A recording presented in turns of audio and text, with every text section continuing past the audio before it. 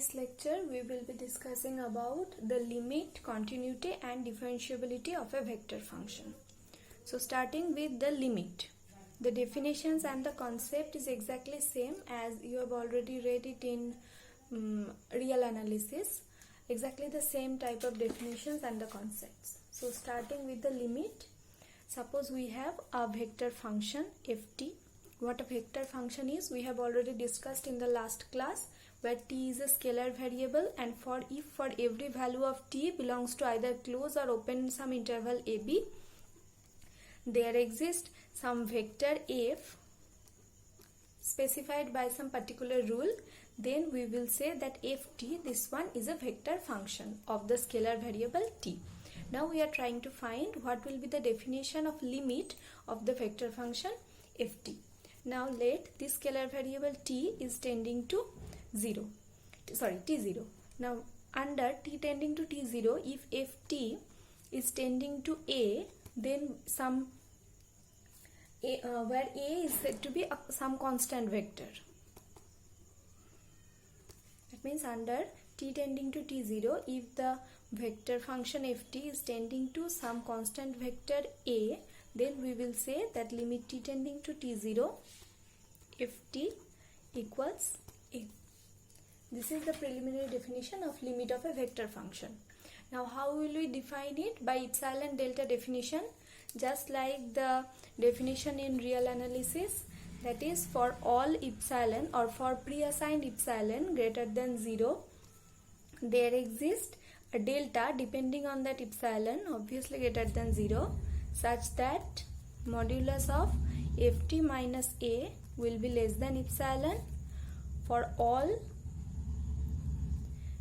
t belongs to t, for all t belongs to t0 minus delta, comma t0 plus delta, difference t naught.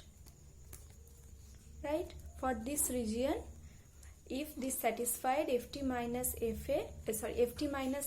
this modulus value is less than epsilon, then we will say that under the limit t tending to t0, the vector function ft is tending to the constant vector a. Similarly, the definition, what will be the definition of continuity? Continuity means at that limiting value at that position and the functional value at that position will be same. That means the limiting value of ft when t tending to t0, this one will be same as that of the functional value at the point t equal to t0. That means f of t0. If this happens, then we will say that the vector function ft is continuous at the point t equals t0. So this is the concept of continuity of a vector function. Similarly, we can also define the epsilon delta definition of continuity just exactly by this one. There, instead of a, we have to write f of t0, right? This one. And obviously this difference t naught, this will not be here, because for all this interval, the t will, for all the values of under this interval t, this will satisfy that ft minus ft0 will be less than epsilon, just like the concept of continuity of real analysis. Now moving to the derivative or the differentiability of a vector function.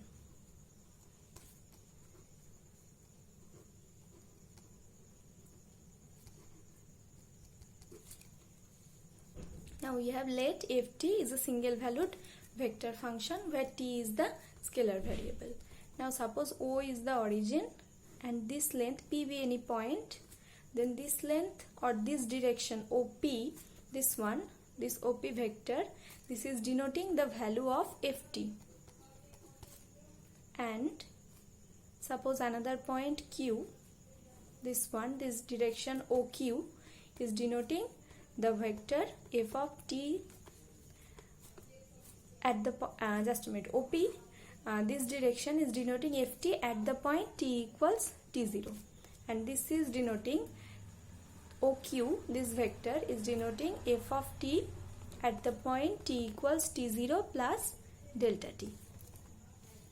That means from here we can write OP equals f of t0, this vector, and OQ, this direction vector, this one, is f of t0 plus delta t, where the position of p of the scalar variable at the point p, the position is t0, and for q the position is t0 plus delta t. Okay, then we get OP is equals this and OQ equals this. Now joining these 2 points and considering the vector PQ.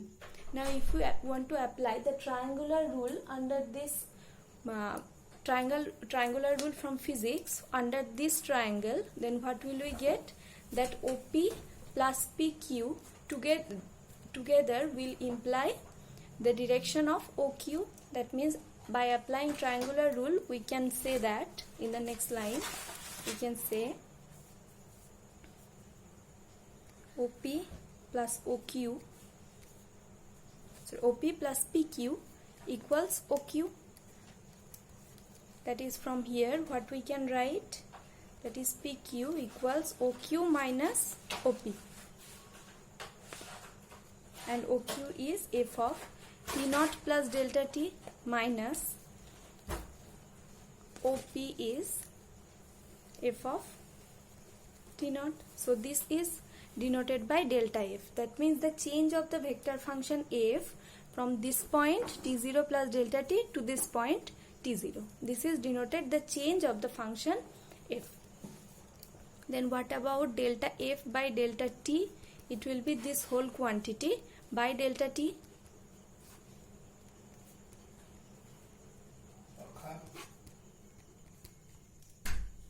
Right? Now this is itself a vector extending along PQ.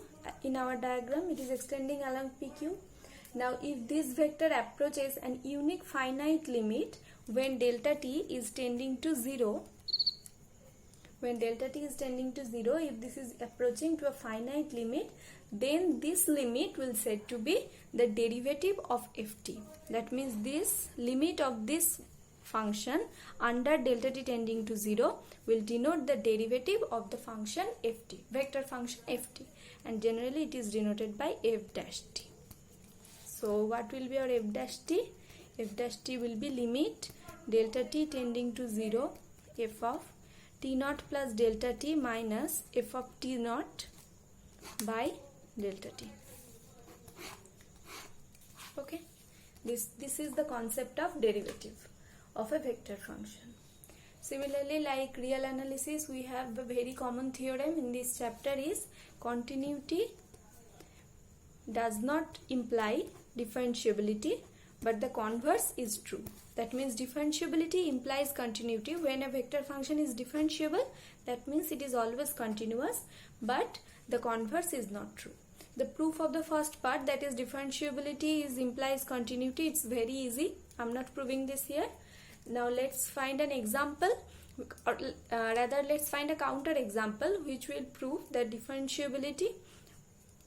which will prove that continuity doesn't imply differentiability. That means we have to find out one vector function which is continuous but not differentiable at a certain point. So let's take the function ft, the vector equals mod t I cap.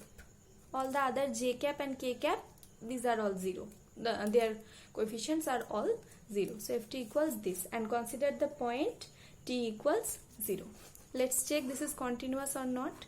So ft minus f0, check its value, it will be mod t I cap, and f0 is 0. If you put t equals 0, you will get 0. That is t under mod, then I cap under mod of this vector, that means its length or magnitude. Now I cap is a unit vector, so its length is 1, that means mod t into 1, which is equals mod t. So limit t tending to 0, ft is equals 0, which is equals to f0. If you put t equal to 0, you will get 0. That means this is continuous at the point t equal to 0. Now we need to find out it is differentiable or not. For that reason, considering this function ft minus f0 by t minus 0, so it will be mod t I cap by t. That is this one, mod t by t I cap. Now check the limit for when t tending to 0. Now the limit will exist under at the point t tending to 0 if the left hand limit and both the right hand limit is same. Now if you check when t tending to 0 plus, then what will be the value of mod t? It will be plus t. That means t by t, the limit will be 1. Then the whole limit will be 1 into this I cap. So the whole limit will be I cap, right? And again when t tending to 0 minus, then what will be the value of mod t? It will be minus t. That is minus t by t. That is minus 1. So the whole limit will be minus 1 into I. That is minus I cap. So from here we can say at the point t equals 0, the limit doesn't exist because both the left hand and right hand limit are not same. So this limit under t tending to 0 does not exist. That means the function is not differentiable at the point t equals t0. So we get a function, vector function, which is continuous but not differentiable at a certain point. That means continuity of a vector function doesn't necessarily imply its differentiability. Okay. Now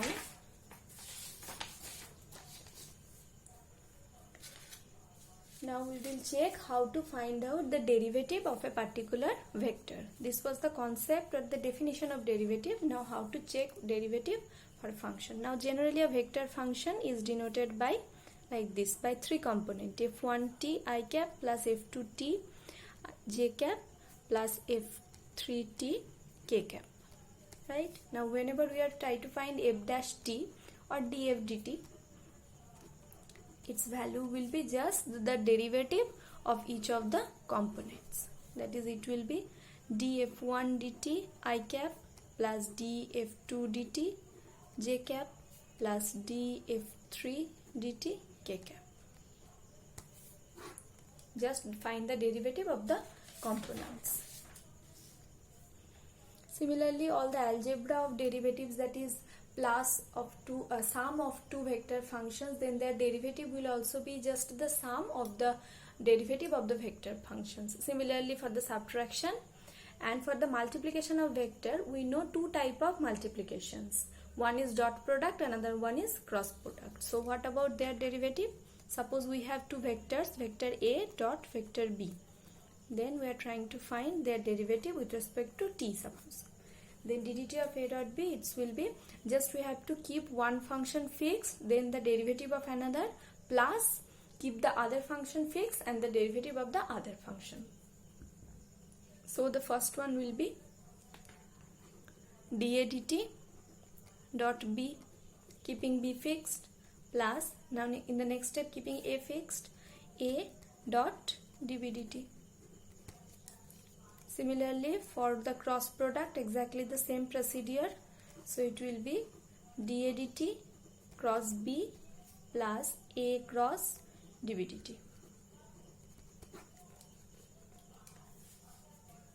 Okay, this is.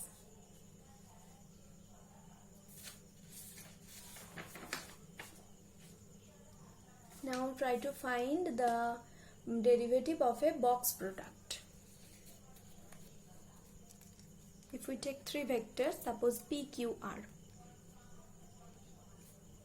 and considering their box product, then what will be their derivative? What will be ddt of this one? Let's try to find out. Ddt of this box. Box means, this quantity means P vector dot in bracket Q vector cross R vector, right? Now apply, treat this one as a vector and this one as a vector. Then apply the dot rule, that is this rule. Apply this rule. Then what will we get? dp dt dot, this one keeping this one fixed, plus keeping P fixed dot ddt of the second vector's derivative. Now keeping this one same. And for this part, what we can write? We can apply derivative on this part. So it will be P then dot in bracket dq dt cross r plus q cross dr dt. Now opening the bracket, this one will be same, plus this one will be p dot dq dt cross r. Use this bracket always, because otherwise it will be undefined thing except using this bracket, plus p dot q cross dr dt. Now check this one. What we can write it?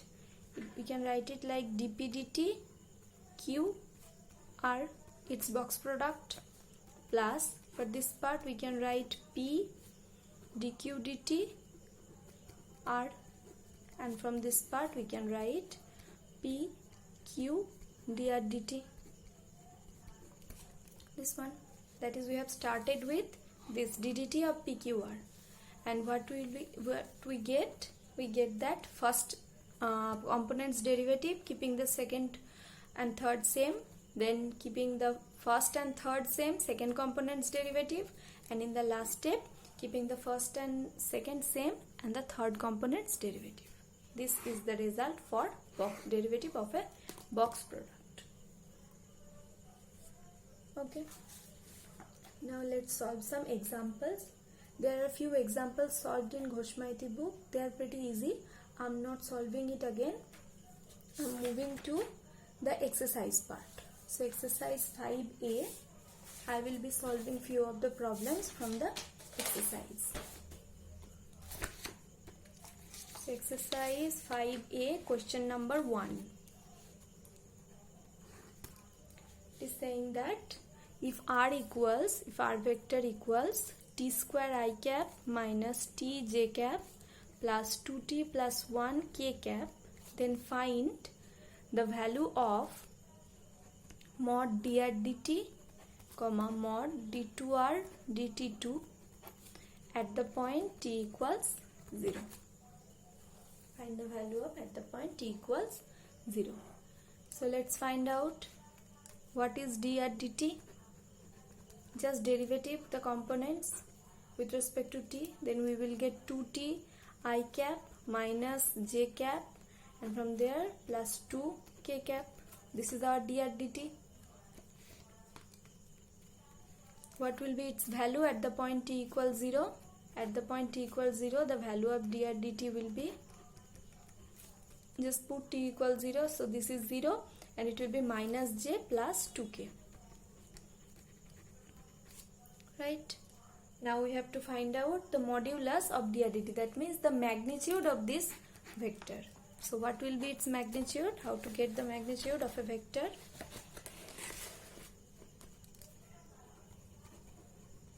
Its magnitude at the point t equals 0, it will be this root over of then its component square, sum of its component square.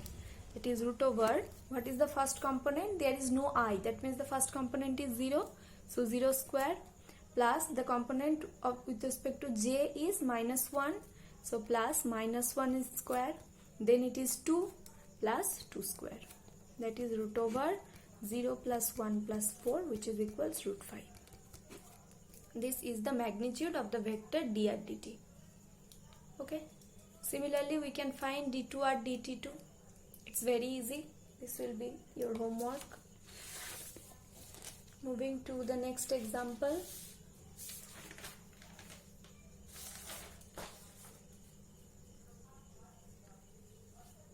Evaluate the derivative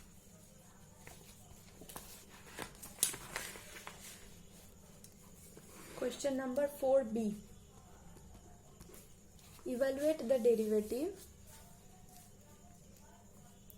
d2 dt2 r dot dr dt cross d2r dt2.